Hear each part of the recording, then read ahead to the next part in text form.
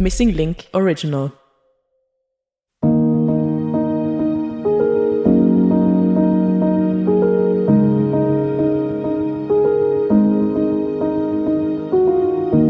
Die Dunkelkammer. Der Podcast über die dunkle Seite der Macht. Unerschrocken und investigativ.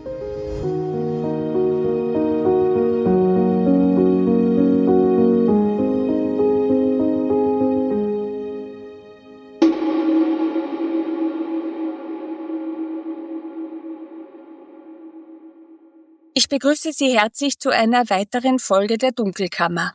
Mein Name ist Edith Meinhart.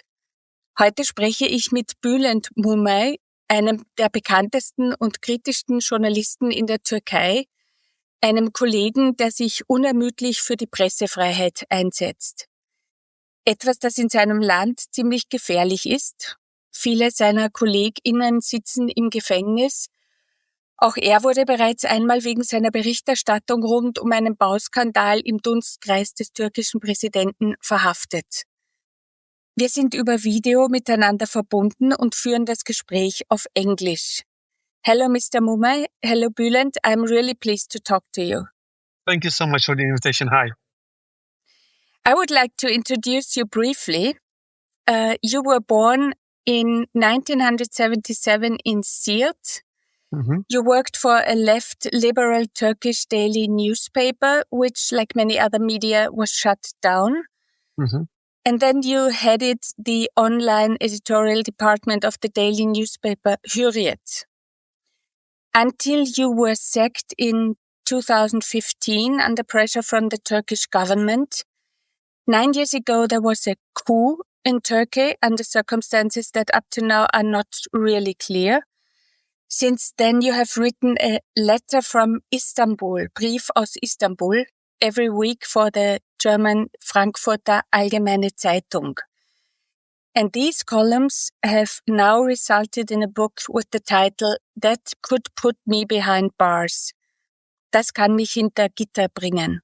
It is about democracy, about how President Erdoğan gained control over the justice and media. And we will also talk about Turkey's economic decline, about inflation and the desperate situation of the population.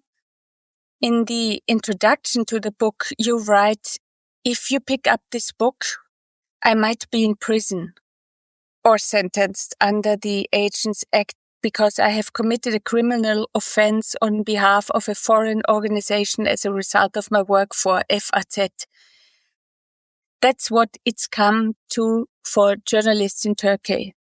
So let me start by asking you, how are you these days and weeks? Well, actually, I do receive that question so many times from my friends who live abroad, from my colleagues and from my family too. But the thing is, if you are a journalist and living in Turkey, actually you got used to live in these conditions. For sure, you don't feel yourself so comfortable, or you are not always in peace. Like, you always know that when you go to your bed next morning at 5 o'clock, they can knock your door and come and invite you to the police station and arrest you and put you in jail for a while. That became the normal of the country, unfortunately. Yes, I mean, that makes you feel uncomfortable, but at the same time, that brings you a responsibility that in any circumstance, I'm trying to continue doing my job and reflecting the reality, what's going on in Turkey, especially to the foreign audience who are abroad. Mm. There have been mass protests in Turkey some days ago. They were in favor of Ekrem İmamoğlu, the former mayor of Istanbul. He's a member of the CHP, the Turkish Social Democrats. He's very popular and one of the few politicians in Turkey who could be a threat to President Erdoğan. The next elections are scheduled for 2028. İmamoğlu was arrested 100 days ago. Many of his confidants, including his spokesperson and his campaign manager, were arrested too. You observed the demonstrations. What did you notice? Well, I did actually several times. Since he's arrested, the opposition party has organized more than 30 rallies through Turkey, and most of them were organized in Istanbul. The biggest change in the demonstration zones is generally it's believed that İmamoğlu or the opposition is only a combination of the secular part of Turkey. But the thing is, the popularity of İmamoğlu comes from his ability that he is receiving votes and support from different part of the society, which makes him so dangerous for Erdoğan. Because Erdoğan used to use the community, used to put pressure on polarization and trying to attract his own audience and keep them with him, like let's say people who are much more Islamist, who are much more nationalist. Erdoğan used to keep them around him. But the thing is, İmamoğlu is kind of a rock star politician, and he, since maybe 20 years, maybe 25 years, he is the first politician in Turkey who is managing to bring new voters from behind the wall of Erdoğan. That creates a huge risk for Erdoğan. That's why now in all polls, in all research, you can see that İmamoğlu, even when he is in jail, he became much more popular. He is always forward of Erdoğan.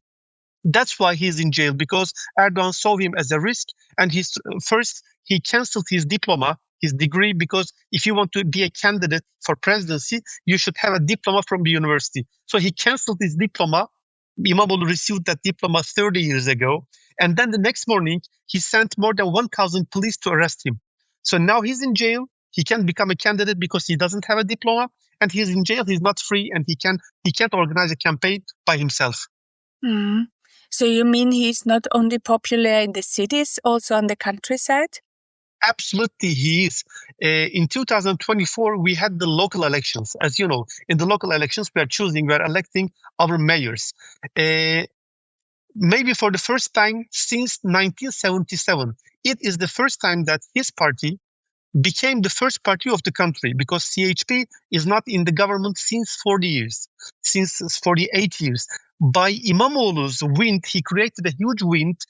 Because of İmamoğlu, in the rural areas in Anatolia, most of the cities of the mayors have been elected from the opposition party, because İmamoğlu and his party changed their policies, and for the first time they managed to get votes from the different part of the societies. Mm. You work as a journalist in a country where freedom of the press has become a farce over the past 20 years. How and why did you become a journalist in the first place? Well, actually, it's kind of a family business. My father used to be a journalist. My brother was a journalist. When you are born in a family, two members of them, if they're journalists, you influenced by them. Actually, I always wanted to take them as role model and trying to be a journalist. And at the same time, when you come to a certain age, you feel the responsibility to make research, to find the reality, to combine the things and give them to the public. So that was always my motivation to do that. For sure, I learned it from my parents, from my father, etc. But then continued, and since maybe 29 years, working as a journalist in the country. And is your father and your brother still working? No, they're not. For sure, they are retired. But the thing is, when I decided to be a journalist, my father tried to stop me, because he knew that the country was going to a bad way for journalists. The freedom of expression was getting worse. The pressure on the press was getting higher and higher. He always tried to, the parents are always trying to protect their children, to keep them from having any harms. But for sure, I was decided to do my job, and I became a journalist eventually. And why were you decided? Why couldn't he stop you? Well, I mean, in a way, he was trying to keep me out of the dangers. But, I put it in my mind, and I always wanted to be a journalist, to especially work for foreign press. Because the thing is, in Turkey, when you tell a story to Turkish audience, you have so many people telling almost the same reality to the public. But the thing is, when you reflect it to outside, it creates a different effect. That was always my motivation. So I did not listen to my father, maybe for the first time, and continued to do my job. And how did that letter from Istanbul begin? What was your situation at that time?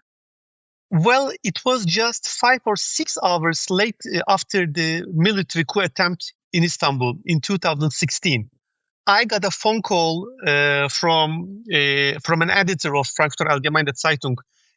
She was working in the Berlin office of FAZ, Karen Krüger. I think she lived in Turkey when she was so young with her family. She texted me in a very bad Turkish sentences, Bülent, are you awake?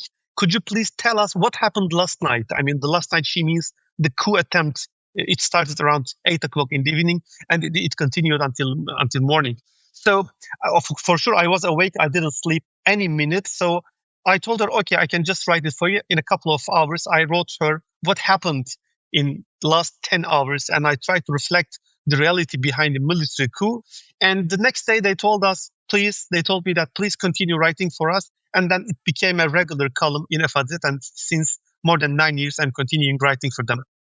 And this collection of columns is a very insightful analysis of the almost 25-year rule of Recep Tayyip Erdoğan and his party, AKP, which began pro-European and ended in autocracy and economic chaos.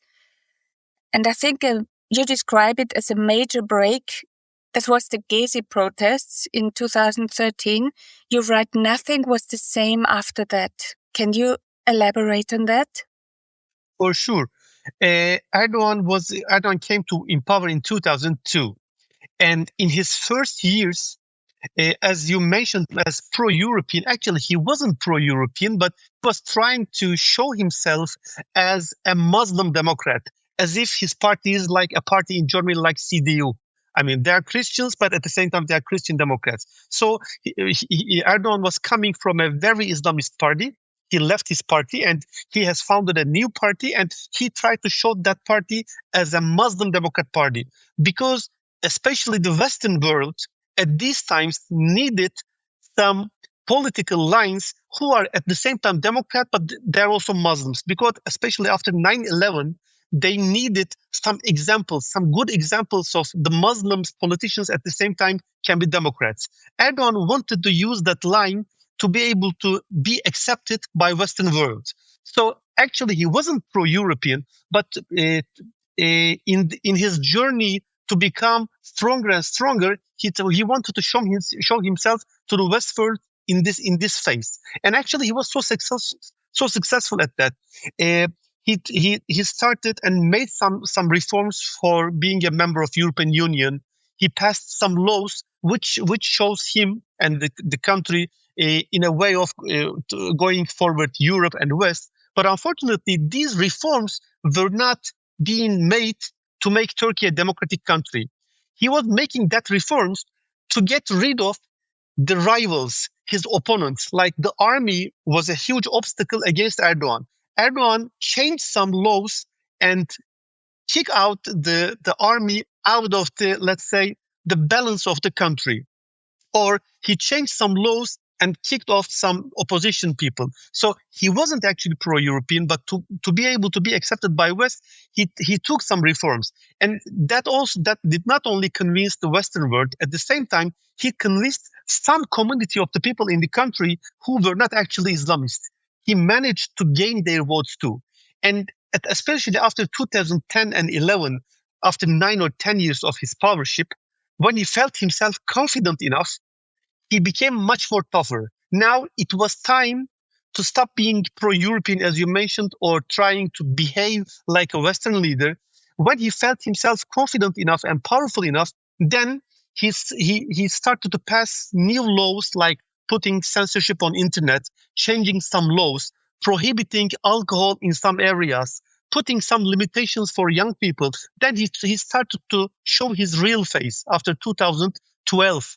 And then 1 year later, people were, especially the young people, were so much angry about the new laws that he passed, because he showed his real face, and he started to put much more pressure on the democratic society of Turkey. Then the young people were so pissed off. And then in 2013, there was a huge protest. It started in a small park in the middle of the city in Istanbul. Erdoğan wanted to cut the trees and make a construction in that park. And it started with protecting the trees. But the trees was only the tipping point, because people were fool enough to resist and to protest Erdoğan. But Erdoğan in 2013, that's why I'm calling Gezi protest as breakpoint. Erdoğan was so harsh. That was a knife that Erdoğan cut the society into two. He used the police. That protest was not just in Istanbul. Turkey has 81 cities. In 80 cities of the country, there were protests for 1 month, the whole month. But Erdoğan used the police very harshly, a huge violence against people. 10 young people were killed in the police protest. And then Erdoğan decided to start his journey, become an authoritarian and autocrat leader.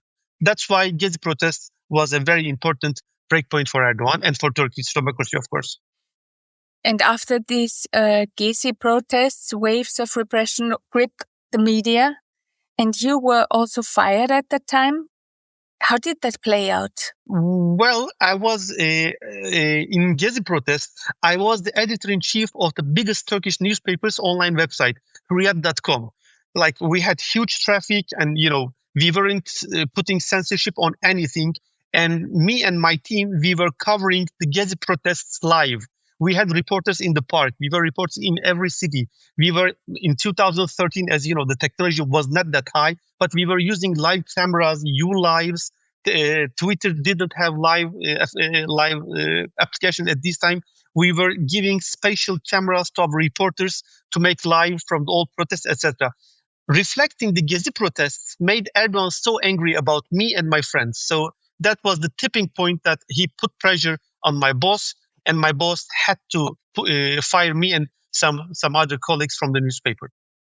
Did he give a reason for firing you, or was My it boss? planned? Yes. No, for sure. I mean, they just say, Bülent, we can't carry you more because of having you here brings us much more risk from the government. Because before they sacked me, before Gezi protest, to put pressure on the press, Erdoğan has given $4 billion tax penalty to my boss, to the media boss, to stop him criticizing the government. That's why my boss already had problems with the government. That's why, I mean, they couldn't stop, they couldn't keep us working with them anymore. The aforementioned coup attempt took place from the 15th to 16th July 2016. Perhaps the longest and darkest night in Turkey's history, you write. Fighter jets attacked the parliament back then. Turkey finally turned into a country that still holds elections, but is no longer a democracy, as you described it already. Have you been able to get a conclusive picture of what might have happened in that night? Well, actually, I did. And I had that conclusion not 9 years later. Even in the days of the coup, it was so obviously what happened. And actually, it was so obvious that a coup or another clash was coming up. Because Erdoğan, when he came to power in 2002, especially in the bureaucracy, to govern the country, in the bureaucracy, he didn't have his team, let's say, in the bureaucracy, because it was a huge surprise that his party became the first party from the elections. It was a huge surprise for the whole community, and he didn't have anyone to work with.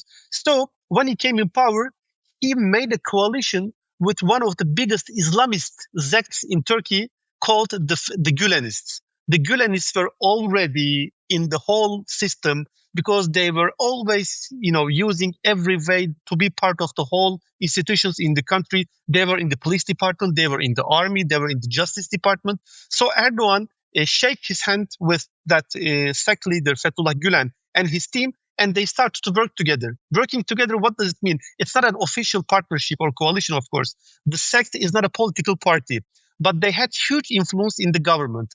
That's why they worked together for a while. Erdoğan used that policemen, Erdoğan used that judges to get rid of his opponents, to open the way for him for a long time. But at some point, especially after 2011, a fight started between them because, when you are partnered with someone, after a while, then the partnership creates a problem. Who is the biggest brother?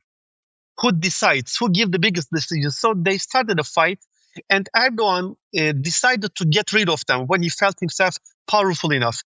as I told you in the Gezi question, because Erdogan after 2010 or 11, when he got more than 49 votes percent in the elections, he said, okay, now I have the support of half of the population. Now I can do everything by myself, and I don't need to carry my partner, the Gülenists, with me much more. I don't have to continue with them. And then they started to fight. What does it mean fighting? These Gülenist policemen has recorded secretly Erdogan's phone calls with his family, talking about corruption and bribery, etc. And they released it through YouTube, and all Turkish people were listening that Erdogan was telling to his son, keep that billions of euros at home, give that money to that person, etc.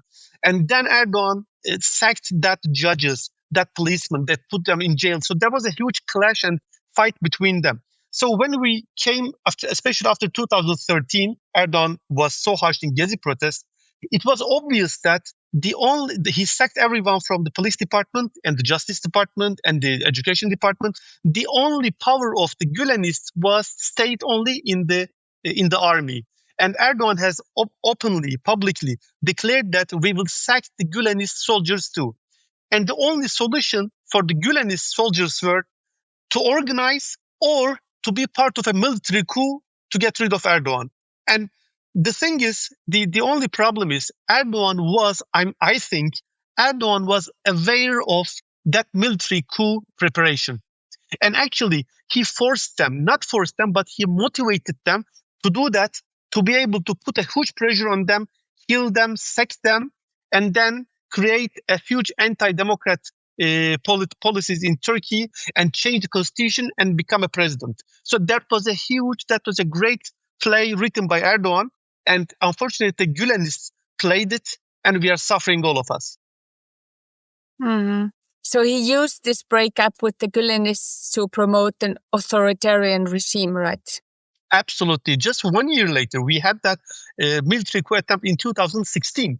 Just 1 year later, when the democracy was away, when we didn't have rule of law, and when we didn't have freedom of expressions, just 1 year later, after the military coup, he made a referendum to change the constitution from a parliamentary system to shift Turkey into a presidency system, which that presidency system, you can see it in any democratic world.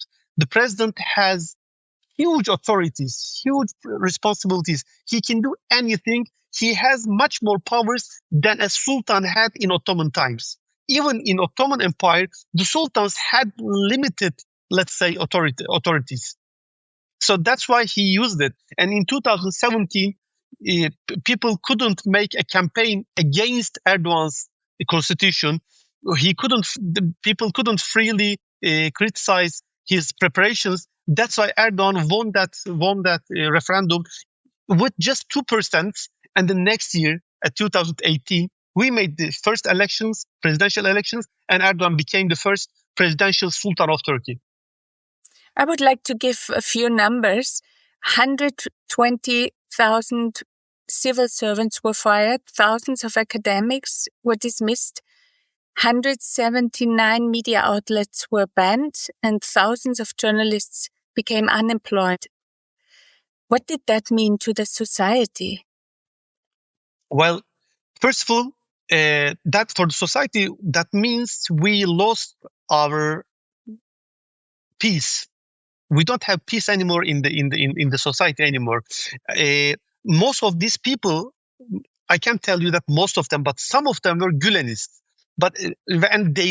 Some of them were part of the Gülenists which took part in the military coup.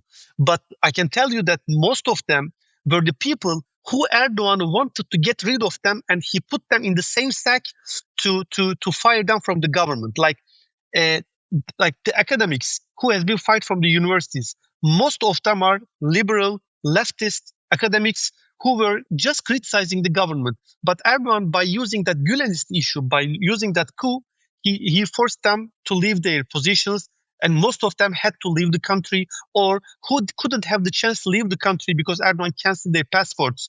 They couldn't find a job because when you are sacked from the government by being accused with these accusations, no one gives you a job. You can't work in the government with another position. No one can take the risk to hire you. that created a huge, really scary and very sad stories in the community. You also were arrested shortly afterwards. You were accused of supporting the Gülen movement. How did that come about?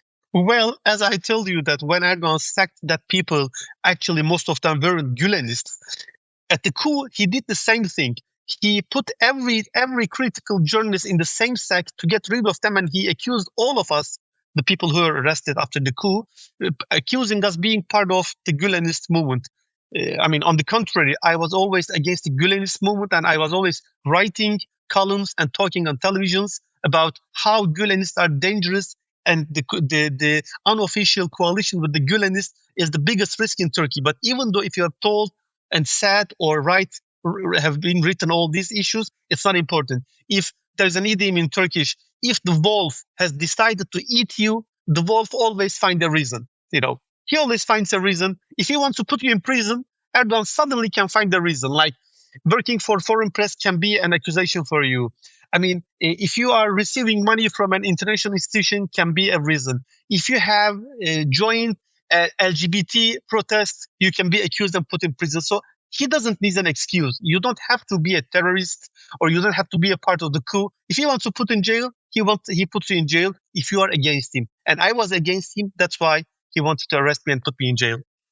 In your case, there was public protest, above all from the FAZ and Deutsche Welle media outlets for which you work. How important is this external support?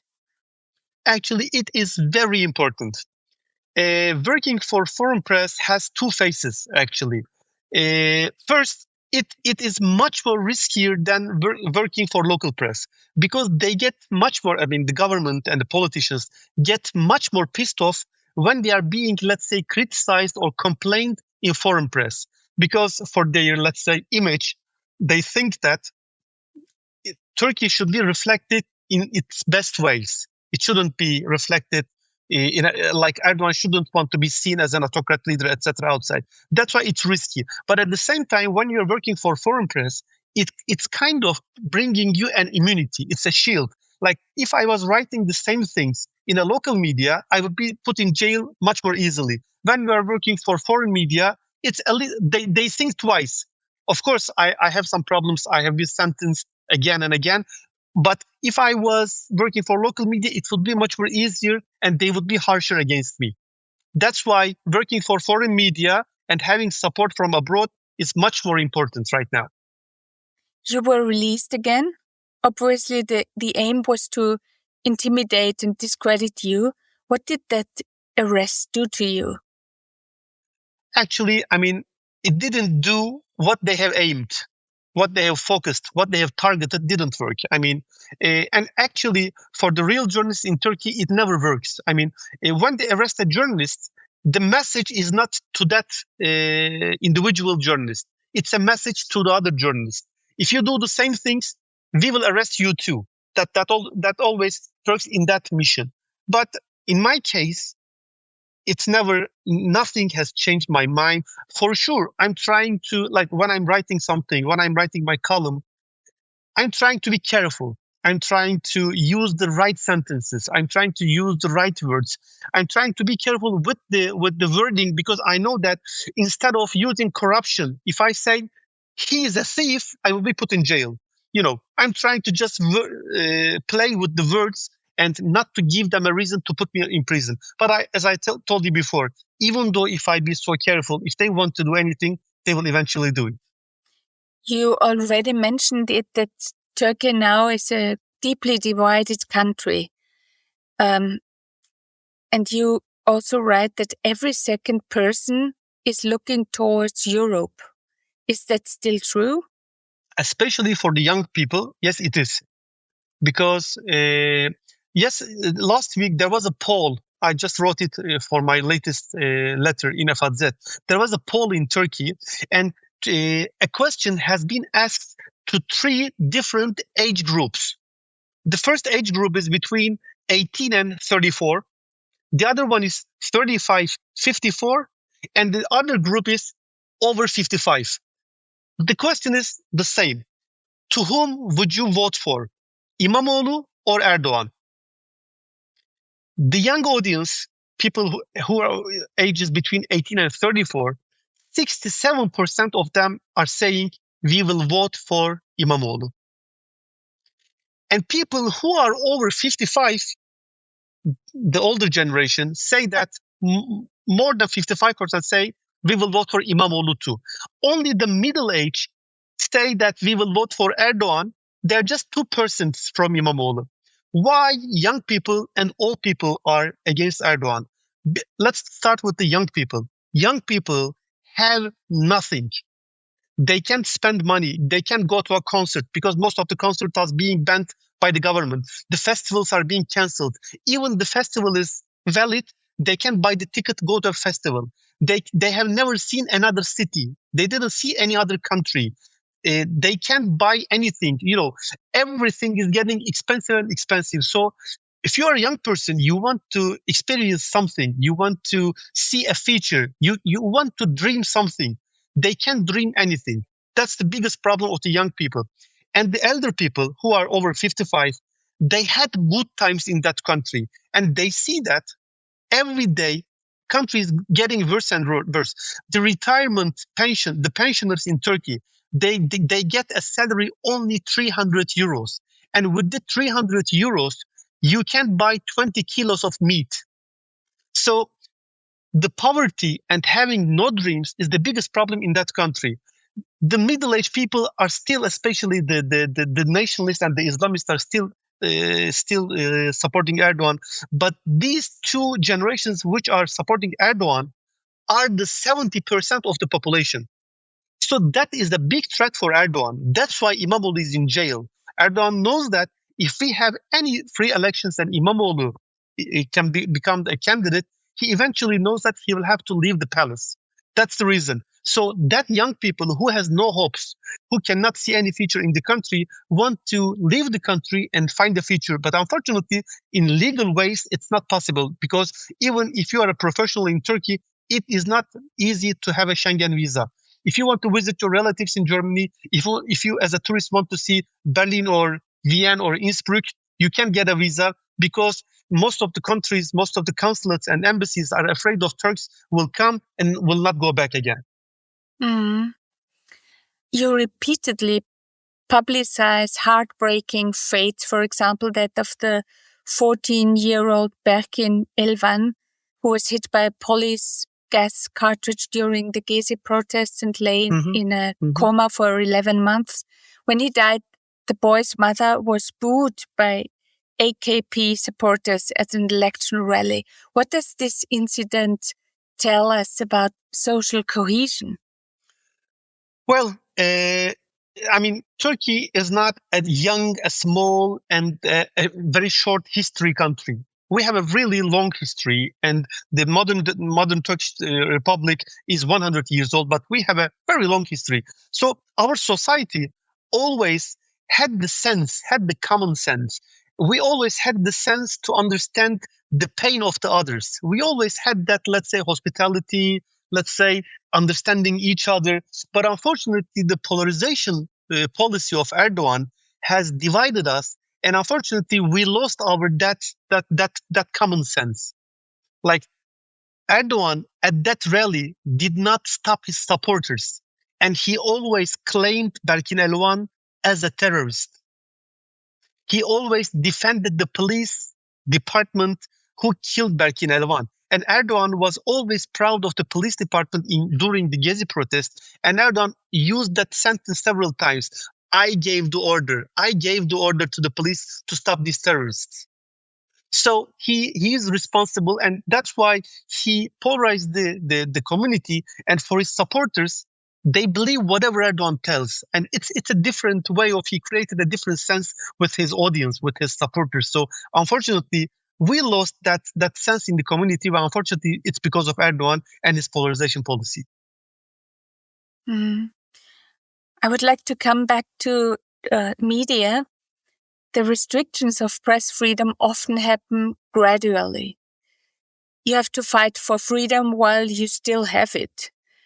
Were you alerted early on, or did you think for a long time that it wouldn't get that bad? I was always I was always expecting that Erdoğan would become harsher and harsher against the press, and that I was always sure that he would put pressure on the press, but actually I wasn't expecting that much. I wasn't expecting that level. I wasn't expected that even criticizing, even just using one sentence would put the journalists in jail. Even regular, like in Turkey, we never had a perfect press freedom. We always had some problems with the government as journalists, I mean. But I would never think that regular people, not only the journalists, tweeting against the government would become a crime. Like tens of thousands of people would put in jail because of insulting the president, which means Erdoğan. So actually, yes, it was gradually coming. We were expecting that it would get worse and worse every day. But I never believed in Erdoğan's Muslim Democrat face. I always thought that he had a hidden agenda. And I always argued with my liberal European journalist friends who were defending Erdoğan in 2005 or 6. Do you see he came and he's changing the Kemalist structure of the country. He's making Turkey a democratic country. I never believed in him. But I would never think that he would become like a dictator. I knew that he wasn't a democratic leader. I'm always hesitant, but to that level, I was never sure that it's going to happen. And what did your Western European journalists answer when you warned them? They thought that at these times they were always thinking that I'm looking so I was so in a Kemalist view that I wasn't understanding Erdoğan's liberalization policies. But 2 years ago, when I was sentenced to 20 months, I was in Berlin in 2023 May, and I met one of these journalist friends who is working in a very important German newspaper. He used to be a correspondent in Istanbul at these times, but in 2023 I met him in Berlin, and I just reminded him, do you see, I told you that it's coming. Now I have sentenced to 20 months. And he said, yes, Bülent, you were right. And we couldn't see that that's coming. For sure, they can't know. When you are a foreign journalist in Turkey, it's not easy to understand all the measures, all the conditions in the country. It's a very complicated country. Like when, as a journalist, like you are an Australian journalist, when they send you at US, it's not hard for you to get US. In a couple of years, you become part of the US politics. But Turkish politics, Turkish history, the conditions are very, let's say, sensitive and too detailed. So it's not easy to understand. So I'm not accusing anyone, but it was so obvious that years were coming. In the meantime, the president of Turkey has completely customized the state to suit himself. He can replace ministers, he can dissolve parliament, ban the media, arrest journalists, prosecute members of the opposition. What power does the public world still have? Does journalism have at all in a state like this? Well, in a regular democracy, the tools of the democracy is not just going and voting. There are other ways of participation to the democracy. Being a member of an NGO, putting pressure on the government, protesting the government. You have freedom of expression, you have free press. So all of these issues combine, and after a while, a regular citizen gives a decision and goes to the ballot box and votes for a party. So it's not just voting once a 5 year. So you have other tools, then you make your mind and vote or create a democracy. But Erdoğan stopped every way of participation to the democracy. The NGOs are under pressure, the press is under pressure, regular citizens are under pressure, they can't express themselves, even they can't tweet against the government. The societies cannot make organizations, the young people cannot make festivals, the universities are not free. So actually the democracy has been declined and has been, let's say, minimized into a ballot box. The only way of changing the government is going and voting. But the thing is, you can't choose your own candidate. Erdoğan decides who will be his rival, who will be his opponent. So even the ballot box is not free enough anymore. It's not free anymore. So Erdoğan has put in jail. It's not just İmamoğlu. We had a very young Kurdish politician called Selahattin Demirtas. He's in jail since 9 years because he was criticizing Erdogan.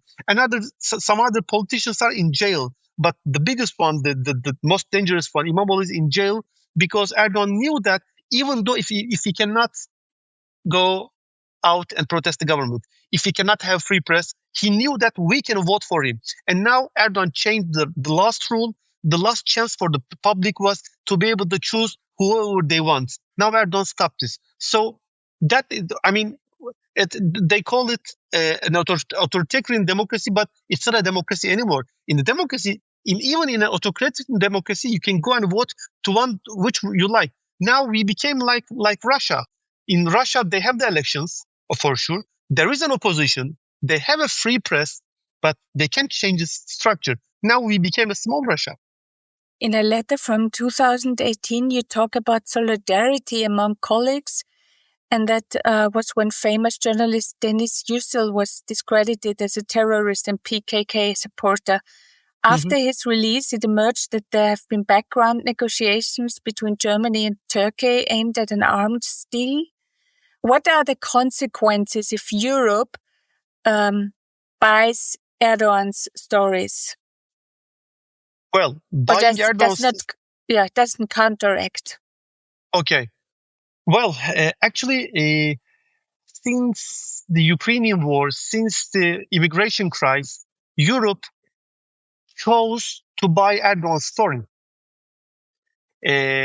Since 2018, or since the coup, since the Syria war, since the immigration problem, we have never heard an important critics from Europe against Erdogan, because they need Erdogan, because they think that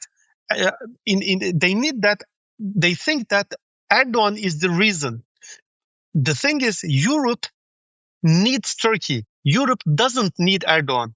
What Europe needs belongs to Turkey. They don't. Your needs, the West's needs, belongs to Turkey, not to Erdogan. So, working with Erdogan, saying yes, whatever he does, not criticizing him, what does it make? I just want to tell you what does it make. It creates a huge disappointment at the very important part of the community. More than half of the country looks to the West. More than half of the country supports the other one, not Erdogan. And unfortunately, for short concerns, for small issues, West has chosen to work with Erdogan. But when you look in long term, that is a very bad choice for West. And actually, in Turkey, people were looking to the West. They were living in a West way. They're still looking, but their belief and their, loyalty to West is fading out, because we felt ourselves being left here alone. Because at 90s, I do remember, if any small anti-democratic movement happens in Turkey, all the European countries were criticizing Turkey and the Turkish politicians. But now they stopped. And actually, that critics were working. There were some obstacles, but now they're not working anymore because they don't use that leverages. They have never used it. So even though Deutsche Welle has been banned in Turkey since 3 years, we have never heard a sentence from a German politician. Can you believe it? No. Do you agree that Erdogan is very effectively threatening to send Syrians or Afghans who have been living in Turkey for a while to Europe whenever he pleases? And this is the reason why Europe holds back any critical tones. And how do you view Europe's so-called refugee deal with Turkey, for which 6 billion euros in EU funds have been channeled? Well, at first, when the migration crisis started, yes, Erdogan used it as a leverage, as a tool to threaten Europe. That's right. And that changed the view of Europe against Turkey. And they started to be much more friendly to Erdogan. Erdogan looks serious about it to send them, but it's not going to work. He can't do that. He knows that Europe has other leverage against him. Turkey imports goods Turkey is producing some goods and exporting them to Europe. The biggest trade is being made by West. If Erdogan uses that leverage and sends the refugees, he knows that Europe at one night can kill Turkish economy. So it's not just Turkey has some tools against West. West has a lot of tools against Turkey. So I don't think they wanted to buy that deal because they knew that if Erdogan uses that leverage and sends the refugees, they knew that the far right or the right can get much more votes and the balance in the community of West can be ruined. That's understandable. But at the same time, you can work with Erdogan, you can work with Turkey with that refugee deal. But at the same time, you shouldn't be hypocritic. I'm accusing West to be very hypocrite against Turkey. You can't. Angela Merkel visited Erdogan 13 times. 13 times she came to Turkey and visited Erdogan. And her some visits were just before the elections. If Merkel comes to Turkey before the elections, for regular people, it's becoming understood as a support from West. So, okay, it's understandable. You might have to work with Erdogan, but you shouldn't forget that at least half of the population in Turkey are getting disappointed. Mm. You said that more and more Turks, young Turks, were setting off for Europe. They hope for a better future there. Do you sometimes think about emigrating as well? Myself? You yourself, yes. Well, I have that in my mind. I had that in my mind. But the thing is, as a journalist, as my colleague, you can understand me very well.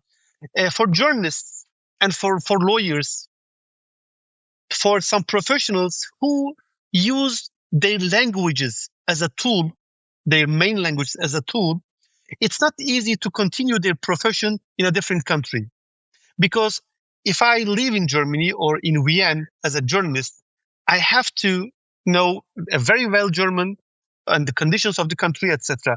And when you leave the country, even if I come to Germany or Austria and write about Turkey, after a while, you are losing your connection with the ground. Your connections, your links with the reality, your links with the country are getting weakened. And after a while, the things that you are writing became, let's say, less realistic. I have, let's say, experienced that before. When I was released in 2016, I left Turkey and lived in Germany for a while. For 1 year in Berlin, I lived there. So writing in Germany about Turkey for a while, maybe for 1 year, it's okay. But after a while, I mean, your shell becomes tougher because you left your country. You lose your objectivity. You lose your ties with the country, with the ground. Because when I'm living in Istanbul and writing about Istanbul and writing that letters from Istanbul, I'm outside in the streets of Istanbul. I'm listening what people are complaining about, what they're thinking, what they are, what they're doing, what their lack of. That's why living in the country and writing about the country from here is the best solution for me if I want to stay as a journalist, which I'm trying to. The presidential palace now controls 90% of the traditional media.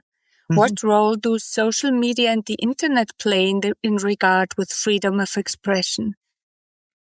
Still they're important, very important, because, Erdogan was always harsh on the traditional media.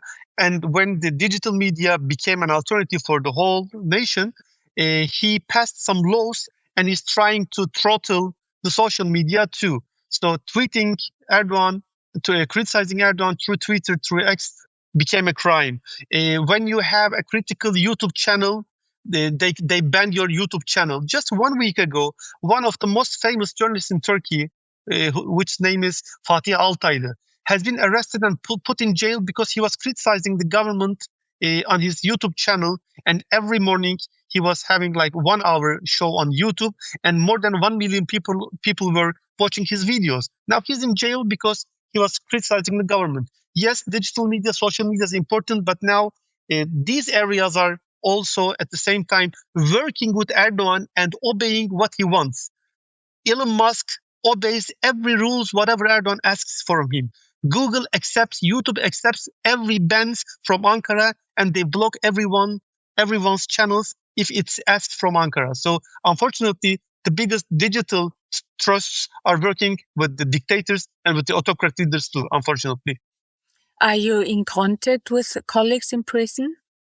With some of them, writing letters to them, just trying to visit them because it's not easy to visit them, or trying to tell their stories, what's going on about them in my letters in FZ. So that's the only connection. And what do they tell? How are they? Actually, they're so sad and hopeless because, we're outside and trying to do our job. They're inside. They can't work and they can't, reflect whatever they think, because when you write a letter to a journalist who is in jail, everything you're sending are not directly sent him or given to him. They read everything, what you are sending, every letter, every sentence, every book you are sending. So it's not even easy to communicate. So unfortunately, they're not in a good condition, especially psychologically, in their mood, And as you mentioned, as a journalist, you don't only risk being charged if you write about corruption or arms deals. What else can you get into trouble? Is there a pattern? Well, the corruption, criticizing the government, about religion, about the family of Erdoğan. These are let's say, the red lines, the most dangerous ones. But you can't forecast what's going to happen, because next day, any bureaucrats, any judges, any prosecutors wake up and they get mad about your one tweet. They can put you in jail. But most of the risky topics were the ones that I mentioned. Can we talk on Turkish economy? Because I think this is in turbulence now for years. The population is suffering from inflation, and suicides are occurring again and again because families can no longer pay rent and buy food. Erdoğan pretends that foreign powers or internal enemies are to blame. But who believes him? Well, unfortunately, the ones who has booed Berkin Elvan's mother believed in him. But they're less. They used to be half of the demography, half of the population. They're less, and Erdoğan's average votes are around 30 and 35. Let's say half of that 35 are still believing whatever he says. There are some, because still, even, most of the people who are suffering from the financial crisis are actually voters of Erdoğan, because the middle class and the lower class are closer to Erdoğan, actually. So they're still voting for him because they're buying his stories. They're buying whatever he tells. But they used to be the majority of the society first, and then half of it, and then less of it right now. That's why we need to have a change, and we have a very successful and very powerful opposition leader who is in jail right now. That's why people are not believing in Erdoğan anymore and trying to find another solution to change their lives, like young people, because people are suffering from financial crisis because Erdoğan, he has his own, let's say, financial structure, his own formulas to survive Turkish financial system, and we are getting worse. And every week when you visit a supermarket, every week the prices are getting higher and higher. Like, even my house, I'm married, we don't have kids. Even in my house, a small room is full of toilet papers, because we know that if we don't buy that toilet paper, next week it will be doubled. So we have, maybe for 1 year, we have stocked, like we are in Corona times, we stocked a huge pile of toilet papers. We know that we can't buy it next month at the same price. It's the same for all people. If you have the money, you want to spend and buy something because you know that you won't be able to afford it for the next time. I think the official current inflation rate is 35%, and independent experts estimated it to be twice as high. Absolutely. It is highest in education, around 80%, and a third of the population is at risk of poverty. How difficult is it to report on all this? Well, actually, it's sad. I sometimes really, I'm crying sometimes when I'm writing a story about poverty, or when I'm writing a story about a tragedy of a poor person or a family. My latest letter will be published, I think, this week in FZ, and it starts with a very tragic story. with a very tragic sentence. A construction worker who is 71 years old died because he fell from the 6th floor of the construction. Have you ever heard any 71-year-old construction worker? Because that person, that guy, and I really feel so bad when I'm talking about it, who lost his life, he had to work after he became retired because his retirement pension salary wasn't enough to survive his life or to buy food and bring food to his home. He had to work as a 71-year-old person, as a pensioner, in a construction, carrying stuff to the 6th floor. And he fell down and he lost his life. So it's really tragic. I mean, but that also brings a motivation or brings, let's say, a proudness for a journalist that is the reason I'm staying, I'm trying to survive as a journalist, because I have to reflect it. I have to write it. Someone should know that we are suffering. People are suffering. And it's not just small 1 or 2 examples. That's the majority of the community.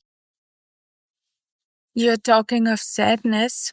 One of your letters from 2022 is entitled, "We are the angriest country." What does that mean? Well, I mean, I'm not sure if you have been in Turkey or in any other Mediterranean countries. As you know, the Italians, the Greeks, the Turks, we are cheerful. We are talking so loudly. We never take things care of. Nothing is so serious. We are always having the funniest part of, easiest part of life. We are enjoying the life in a way. I mean, but the thing is, in Turkey, there was that letter was written about a poll made by the biggest poll international company. We used to be one of the happiest countries. Now we are the angriest country. In Turkey, our population is 80 million. In Turkey, last year, 50 million boxes of antidepressant medicine has been sold. Because we are angry, we are sad, we can't enjoy the life, we can't go out. People in a regular life, you go for fishing on the weekend, you work for 5 days, you don't have any other, for sure.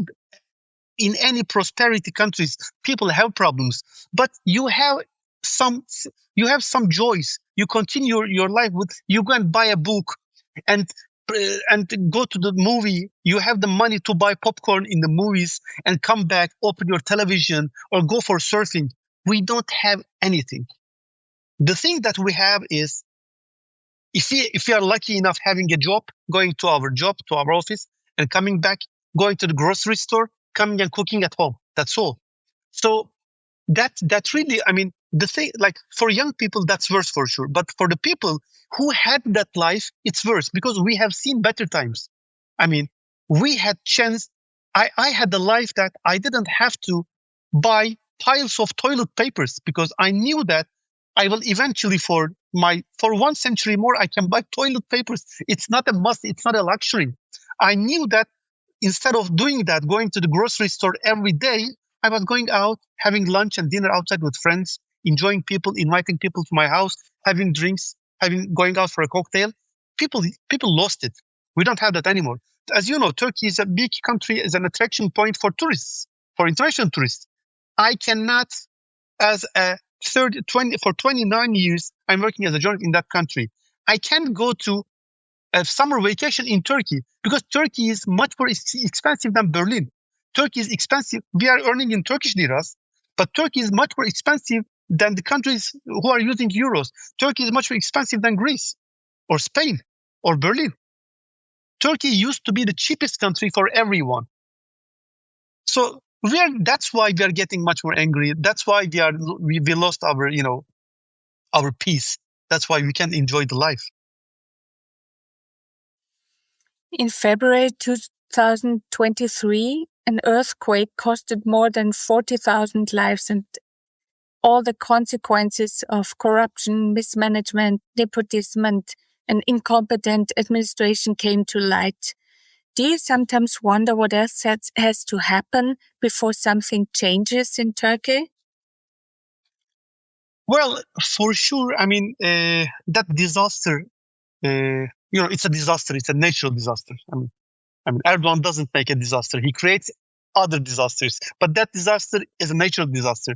But we suffered from that disaster very much because of the corruption, because of he gave license to weak buildings. He let them to be instructed, etc. So unfortunately, the bill of that earthquake became much more harder and harsher for us. For sure, that kind of incidents create a political sensitivity in the community.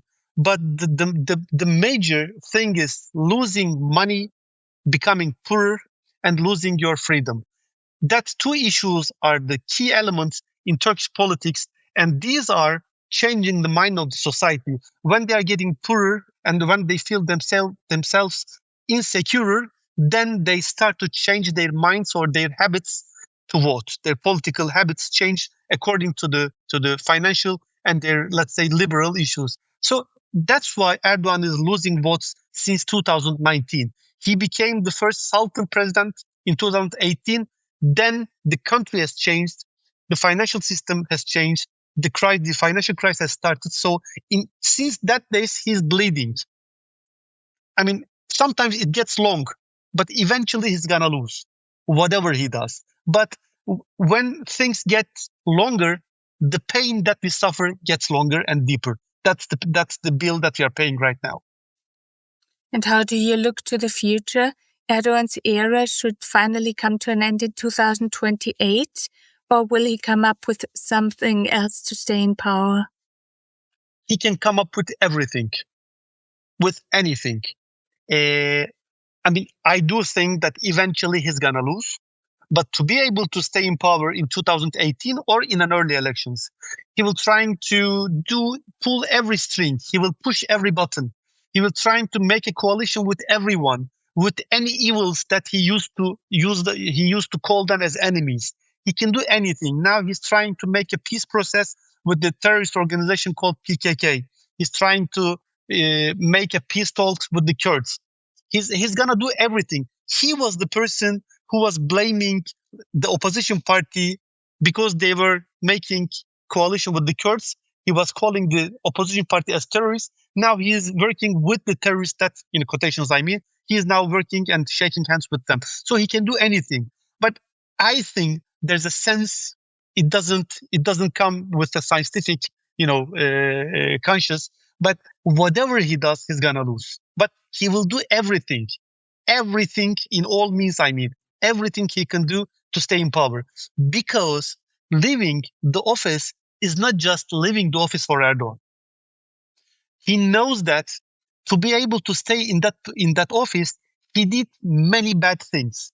He knows that he has to pay. That's why he doesn't leave the office not to pay about the things that he was responsible about. If you look around the world, democracies are coming under pressure everywhere, even in the USA. Do you still see a chance of Turkey becoming a democracy again at some point? At some point, I do believe, because Trump is a huge chance for Erdoğan. Having a Trump is kind of, because when Western countries have that kind of leaders, they are much more, let's say, friendly. They might be much more friendly to Erdoğan. But even though if Trump is in power, even though if in other part of the world there are some autocratic leaders, I think the shift has started in Turkey. It's eventually going to happen. And Turkey might be a very good example, shifting back from the authoritarianism to democracy back again. I do believe it. And what keeps you hopeful on a personal basis? Where comes strength and hope from? I made a comparison a couple of questions before, and I told you that Turkey became a small Russia. But Turkey is not Russia. Turkey has a very strong civil society. Since Erdoğan, since 12 or 13 years, he's much more autocrat, and he destroyed all the free press. He killed freedom of expressions. Whatever he does, people still can say no, whatever he says. People in 2024, against whatever Erdoğan has done, went to the ballot boxes and chose and made the opposition party as a first party. So still, Erdogan uses the police outside against the demonstration very harshly. People are outside and protesting the government. As I mentioned you, the 100th day of Erdogan's the İmamoğlu's arrest, people were outside and protesting Erdogan again and again. So I think that soul of the resistance still lives in that country. That keeps me faithful, and that keeps me that, yes, I still have hope that something's going to change. Not suddenly, not in one day, but it's going to change soon. Thank you so much for the talk. Thank you for having me. Das war die heutige Ausgabe der Dunkelkammer. Wenn ihr dieses Projekt mit einem Abo oder einer Spende unterstützen wollt, die Links dazu gibt es auf www.diedunkelkammer.at. Hinweise und Feedback bitte an redaktion@diedunkelkammer.at. Vielen Dank fürs Zuhören.